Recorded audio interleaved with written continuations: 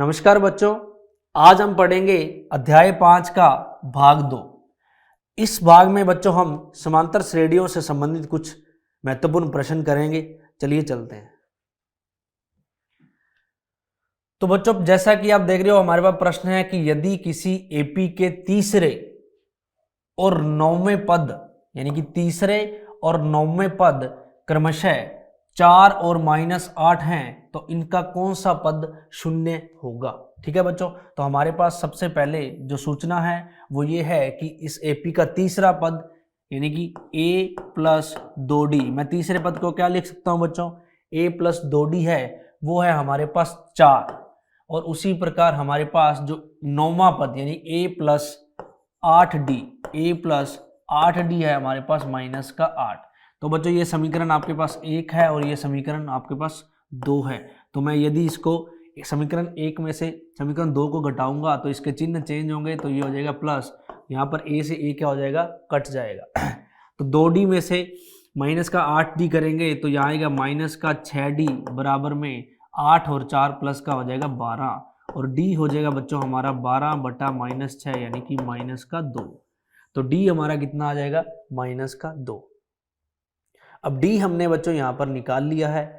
इस d की सहायता से हम इसको किसी भी समीकरण में रख के a का मान निकाल सकते हैं। तो इसको पहली समीकरण में रखते हैं, तो a प्लस 2d बराबर होगा 4 और d हमारे पास -2, तो a प्लस 2 गुणा -2 बराबर होगा 4, तो a -4 बराबर होगा 4, तो a बराबर होगा 4 प्लस 4 बराबर 8, तो a हमारा होगा बच्चों 8।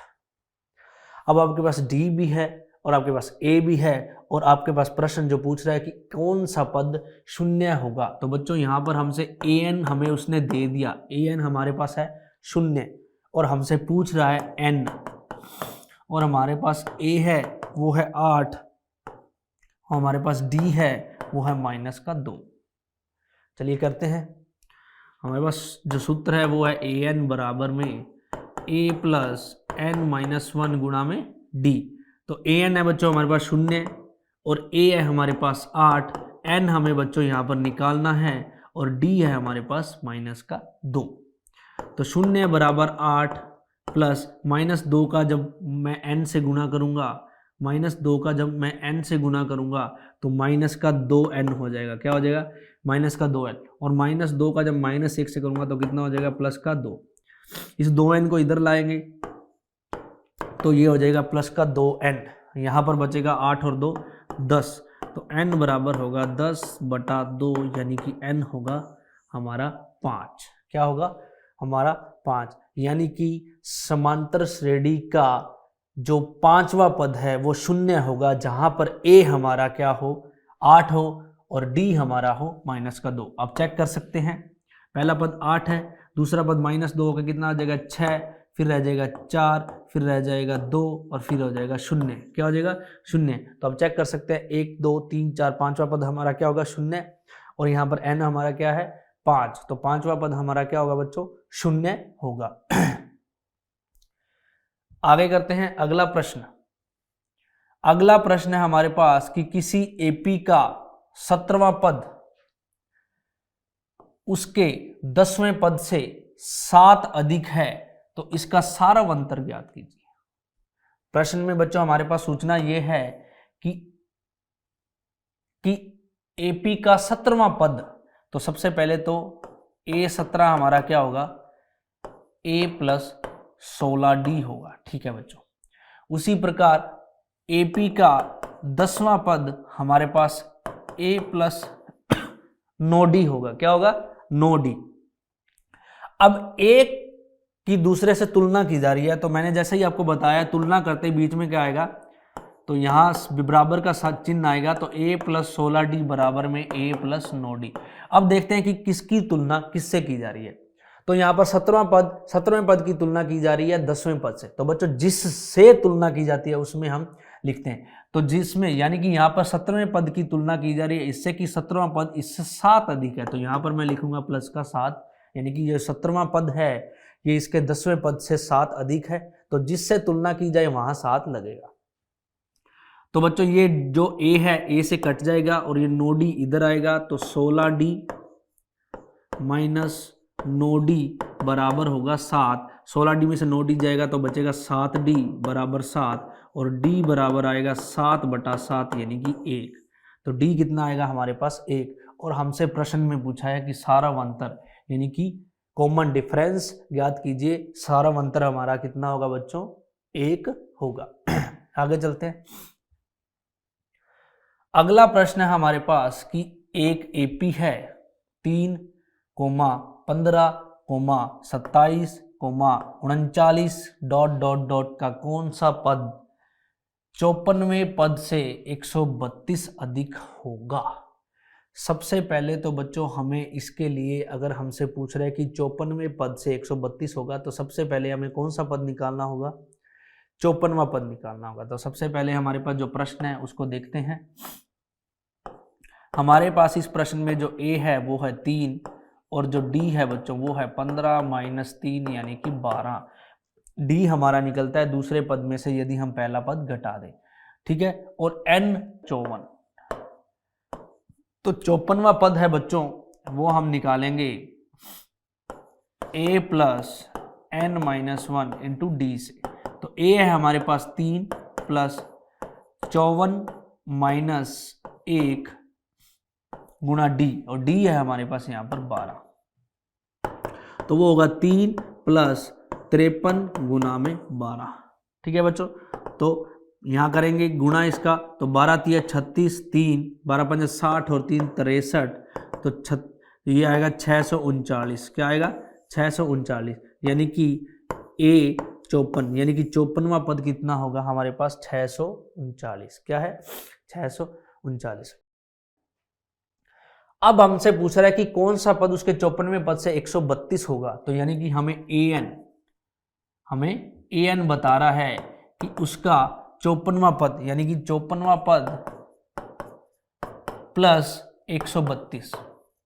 ठीक है, तो an होगा हमारा 54वां पद है बच्चों हमारे पास 639 + 132, तो an बराबर होगा हमारे पास 2 और 9 11, 3 3 6 और 1 7, और 6 और 1 7, 771। कितना पूछ रहा है हमारे पास? 771। तो ध्यान से देखिए, इस बार हमारे पास an है और हमसे कह दिया उसने कि 132 54 से 132 ज्यादा है, हमने वो कर दिया है, यानी an हमारे पास 771 है। और हमसे कौन सा पद यानी n पूछ रहा है, तो an बराबर होता है a + n - 1 गुणा में d। तो बच्चों an हमारे पास इस बार 771, और a है हमारे पास 3 + n हमें बच्चों निकालना है, और d है हमारे पास 12। ठीक है, तो करते हैं इसको। तो 771 बराबर 3, इसको करेंगे तो ये होगा 12n - 12। 771 जब इधर जाके माइनस होगा और 12 इधर जाके प्लस होगा, ठीक है। तो 12 में यही कर लेते हैं, 12 में माइनस के 12 में से प्लस तक माइनस का 9 कितना होगा? माइनस का 9 जब इधर आके होगा तो प्लस का 9, तो 771 + 9 बराबर में 12n, तो 12n होगा 780। कितना होगा? 780। तो n होगा 780/12, तो 12 × 6 = 72, 12 × 5 = 60, 65। तो बच्चों यहां पर हमसे पूछा है कि एपी का कौन सा पद उसके 54वें पद से 132 अधिक होगा। तो उसका 65वां पद है, यानी कि इस वाली एपी का 65वां पद है जो इसके 54वें यानी कि 54वें पद से 132 अधिक होगा। तो इस प्रकार आप इस प्रश्न को कर सकते हैं। आगे देखते हैं। आगे हमारे पास प्रश्न है कि 3 अंकों वाली कितनी संख्या 7 से विभाज्य है। बच्चों बड़ा ही महत्वपूर्ण क्वेश्चन है, चलिए देखते हैं ऐसा प्रश्न अगर आ जाए तो वो कैसे करेंगे। तो हमारे पास यहाँ प्रश्न है कि 3 अंकों वाली, तो सबसे पहले मैं आपको बता दूं कि 3 अंकों वाली जो सबसे छोटी संख्या होती है वो होती है 100, क्योंकि इससे पहले जो संख्या होती है वो होती है 99 और वो होती है 2 अंकों की। तो 3 अंकों की सबसे छोटी संख्या होती है 100 और 3 अंकों की सबसे बड़ी संख्या होती है वो होती है 999। ठीक है बच्चों, अब हमें एक तो यहाँ पर सबसे पहली संख्या चाहिए यानी ए चाहिए जो हमें पता हो कि 7 से विभाज्य हो, और एक हमें लास्ट में पता हो। तो अब इसका सहारा लेकर हम निकाल सकते हैं कि कितनी संख्या है जो 7 से विभाज्य है। तो चलिए चलते हैं। 100, क्या 100 7 से विभाज्य है? 100 7 से विभाज्य है? नहीं है। क्या 101 7 से विभाज्य है? नहीं है। क्या 102 7 से विभाज्य है? नहीं है। तो क्या 103 7 से विभाज्य है? नहीं है। क्या 104 7 से विभाज्य है? देखते हैं, 7 एकम 7 नहीं है।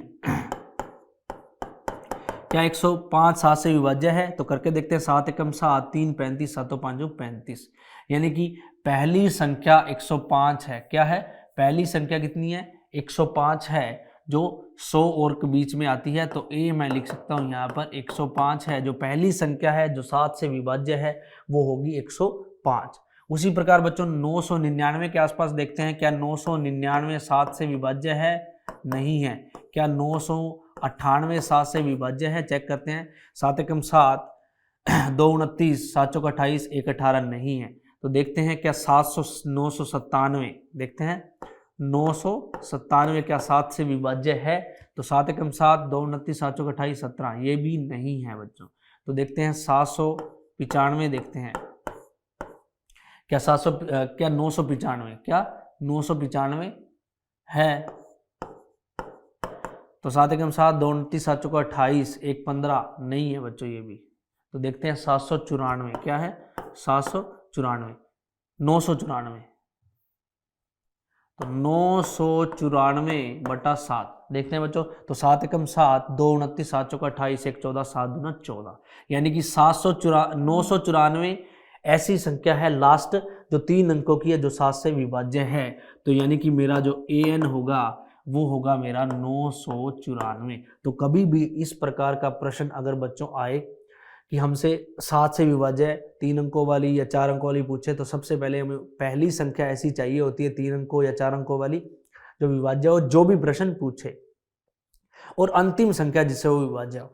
तो मेरे पास यहाँ a है 7, an है 994, और अगर बच्चों सारी ही संख्या 7 से विभाज्य है तो d कितना होगा? 7, यानी कि उनमें अंतराल कितने का रहेगा? 7 7 7 का। तो मेरा d कितना होगा? 7। अब बच्चों हम यहां पर निकाल सकते हैं। तो an बराबर होगा, an मेरा बराबर होगा a प्लस n माइनस 1 गुणा में d। an है बच्चों मेरा यहाँ पर 994 बराबर होगा a है मेरा 105 प्लस n मुझे निकालना है और d है मेरा 7। तो 994 बराबर होगा 105 प्लस 7n माइनस 7। ठीक है बच्चों, अब इसको इधर ले आएंगे तो 7n, ये 105 में से 7 गया तो कितना बचा? 98। कितना बचा? 98, और 98 इधर जाके 994 में से घटेगा तो 98 बराबर में कितना होगा? 7n। ठीक है बच्चों, 105 98 7 105, तो 98 इधर का क्या घटेगा, तो इसको घटाते हैं। 14 में से 8 गया तो बचा 6, 18 में से हो गया 9 और 8, 896 बराबर होगा 7n। तो n होगा 896 बटा 7, तो ये होगा 7 एकम 7 1 19 7 दूनी 14 5 56 7 8 56, तो n बराबर कितना होगा? 128। तो ध्यान से देखिए कि 3 अंकों वाली 128 संख्याएं हैं जो 7 से विभाज्य है, जो 7 से विभाज्य हैं, यानी कि 100 से लेकर और 999 तक ऐसी 128 संख्याएं हैं बच्चों जो 7 से क्या हैं? विभाज्य हैं। तो इस प्रकार के प्रश्न आप कर सकते हैं। अगर हमसे वो पूछ ले 3 अंकों वाली या 4 अंकों वाली, तो उसके लिए हमें क्या पता होना चाहिए? एक तो सबसे पहली संख्या पता होनी चाहिए और एक अंतिम संख्या पता होनी चाहिए। चलिए आगे चलते हैं बच्चों। आगे हमसे पूछ रहा है कि 10 और 250 के बीच में 4 के कितने गुणज हैं। तो बच्चों ऐसा प्रश्न अभी देखते हैं ध्यान से। हमारे पास पूछ रहा है 10 और 250 के बीच में 4 के कितने गुणज हैं। तो देखते हैं सबसे पहले 10 के पास में, तो 10 और इसके बीच में पूछ रहा है, तो इसके बीच में चलते हैं। तो क्या 10 4 से विभाज्य है? नहीं है। तो क्या 11 4 से विभाज्य है? नहीं है। तो क्या 12 4 से विभाज्य है? बिल्कुल है। तो पहली संख्या ऐसी 12 होगी जो 4 से क्या होगी? गुणज होगी 4 का, यानी कि 4 की टेबल में, यानी कि 4 के पहाड़े में आएगी। और 250 के पास बच्चों, 250 के पास 248 ऐसी संख्या होगी जो 4 के गुणज होगी, जो 4 छिका 24, 4 दूना 8। तो हमारा जो an होगा वो होगा 248। और बच्चों हमारे पास d कितना होगा? 4, क्योंकि 4 के गुणज हैं, इसलिए 4 की पहाड़े में जो 4 यानी कि d कितना अंतराल कितना रहेगा उनमें? 4 4 का। तो चलिए करते हैं, an बराबर होगा a प्लस n माइनस 1 गुना में d। an है बच्चों हमारे पास 248 बराबर में a है हमारे पास 12 प्लस n बच्चों हमें निकालना है और d है हमारे पास 4। तो 248 बराबर में 12 प्लस 4n माइनस में 4, 12 में से 4 गया 8, और 8 बच्चों प्लस का इधर आके माइनस होगा, तो यहाँ बचेगा 240 बराबर में 4n। तो n हमारा आएगा 240 बटा में 4, तो 4 छिका 24 60। तो n आएगा बच्चों हमारे पास 60, यानी कि 10 और 250 के बीच में जो 4 के टोटल यानी कि गुणज हैं वो कितने होंगे? वो होंगे बच्चों 60 गुणज ऐसे होंगे जो 4 से 4 के पहाड़े में आएंगे। आगे है बच्चों प्रश्न हमारे पास कि किसी एपी के चौथे और 8वें पदों का योग 24 हो तथा छठे और 10वें पदों का योग 44 है, तो एपी के प्रथम 3 पद ज्ञात कीजिए। तो बच्चों चलिए करते हैं। सबसे पहले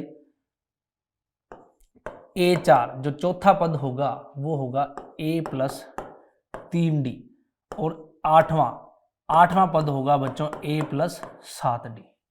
ठीक है, तो हमारे पास जो पहला समीकरण हमें बोल रहा है कि चौथे और 8वें पदों का योग 24 है, तो यानी कि A4 प्लस A8 वो बराबर है हमारे पास 24 के बच्चों, और A4 है हमारे पास यानी कि a प्लस 3d, और A8 यानी कि a प्लस 7d बराबर है 24 के। तो a और a बच्चों हो गया 2a, और 3d और 7d हो गया हमारे पास 10d बराबर में हो गया 24। समीकरण हमारे पास बन चुका है, इसको सरल रूप में लिख सकते हैं, काट देंगे 200, तो a प्लस 5d बराबर में 12 क्या होगा? a प्लस 5d बराबर में क्या होगा? 12। ये बच्चों बना समीकरण हमारे पास पहला। आगे है हमारे पास छठे और 10वें पदों का योग, तो यानी कि A6 और A10 ये छठे और 10वें पदों का योग है बच्चों हमारे पास 44, और A6 को हम लिख सकते हैं a प्लस 5d, और A10 को लिख सकते हैं a प्लस 9d बराबर में होगा 44। a और a होगा बच्चों 2a प्लस 5d और 14d बराबर होगा 44। अब यहाँ भी हम समीकरण को सरल रूप में लिख सकते हैं, तो काट दूंगा तो a प्लस 7d बराबर होगा 22 के। क्या होगा? a प्लस 7d होगा 22 के। ये हमारा समीकरण नंबर हो गया 2।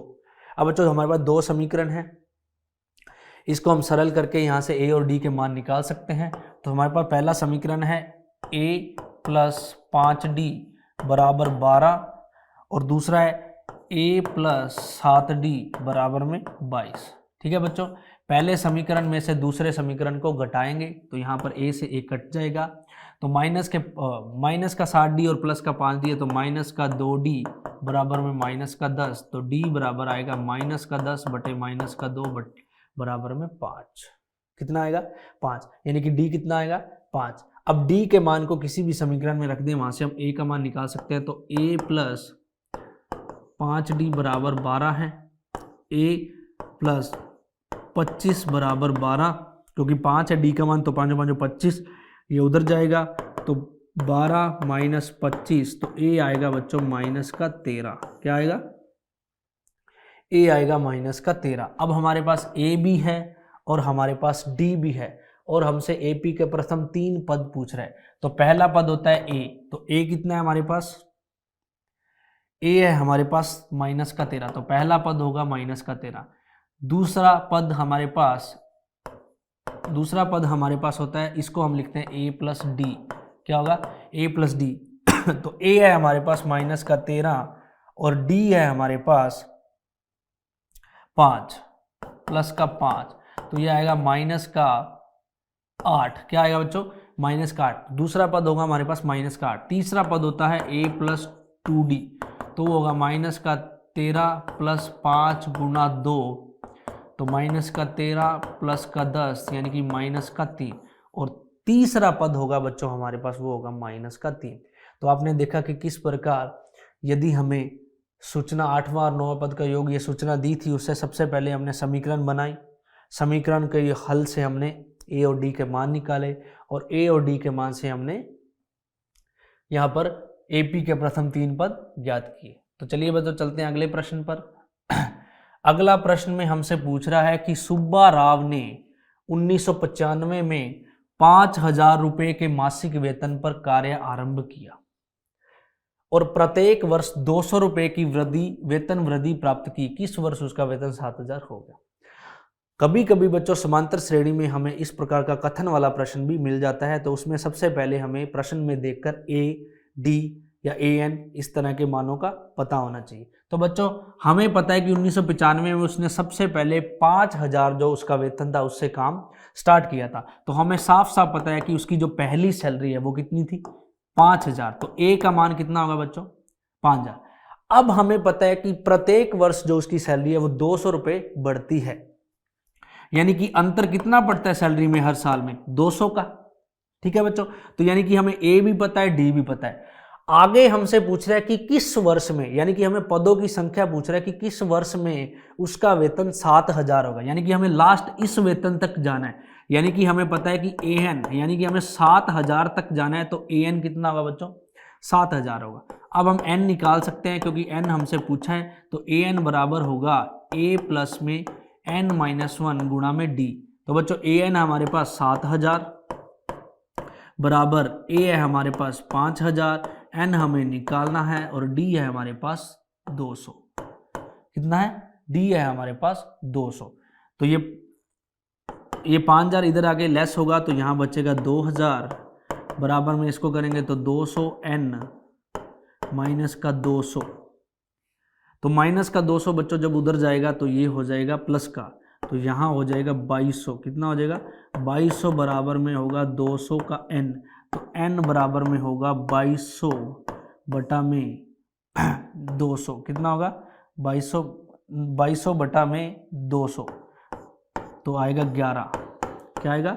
11। यानी कि 1995 से 11 साल बाद, 1995 से 11 साल बाद जो उसकी सैलरी है या उसकी वेतन है वो कितना हो जाएगा बच्चों? 7,000। यानी कि 1995 से लगेगा और इससे 11 साल आप बढ़ाओगे तो लगभग 2006 तक इसकी जो सैलरी है वो 7,000 रुपये हो जाएगी। ठीक है बच्चों, तो बच्चों इसी के साथ जो हमारा ये अध्याय है इसका जो भाग 2 है वो यहीं समाप्त होता है।